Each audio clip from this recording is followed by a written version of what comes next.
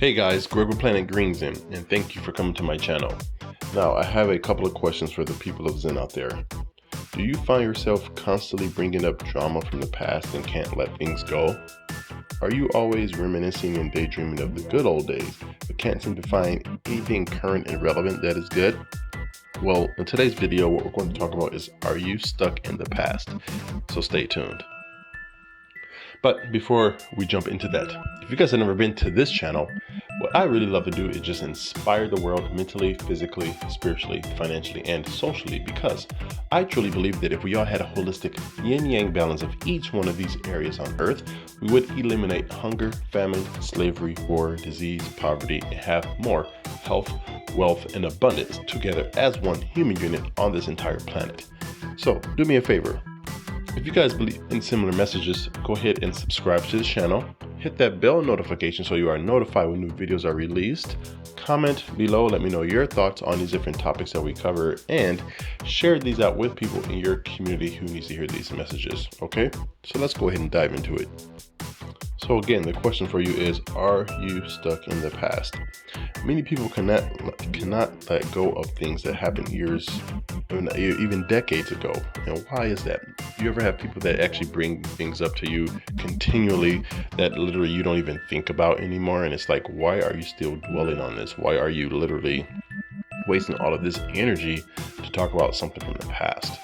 So that's what we want to cover today, is how do you break out of that? So if that's you, why are you stuck in the past? You want to ask yourself these internal questions, because when you do so, it'll help you just start to really think, because a lot of people don't really think. Again, like Earl Nightingale said, if you were to ask most people what they're thinking about, most people will be silent, because most people do not think. About 95 or at least % of people are just kind of in this zombified state of auto living, and they're not even really thinking. They're just doing actions that they were programmed to do since they were younger.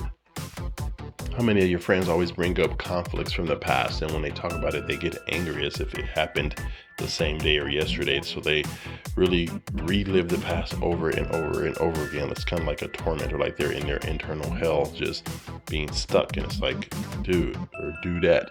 Would you just please get over that?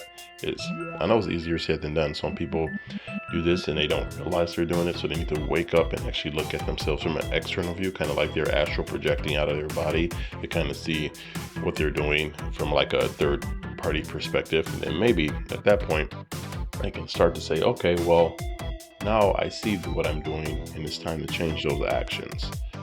And why is this not good? Why am I doing this? How can I stop living in the past? Those are questions you want to, again, ask yourself, because as you start to ask yourself questions and start to think, you will start to get answers and start to obtain different viewpoints of thinking.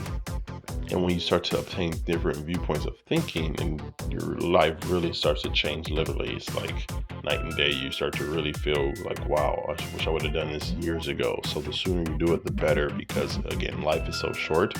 You don't want to spend half your life just having negative thoughts and living in the past. You want to live in the present and the future, actually bring the future into the present. Things that you want to accomplish, like your goals and dreams and aspirations, those are typically in the future. But if you take your physical self from the present, put it in the future as if the future is the present, then you will start to live like that and feel like you are living that life, and it will come to you. Just like, when people live in the past, they get angry and upset. If you live in the future and think about the positive things that are going to happen to you, that actually will help you as well.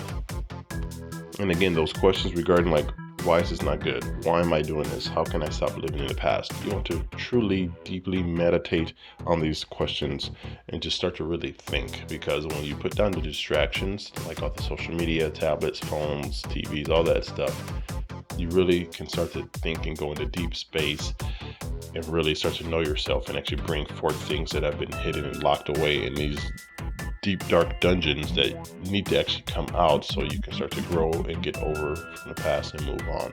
So you want to do that. I challenge you to start meditating every day, maybe even just 15 minutes a day, maybe 10 minutes, even 5 minutes.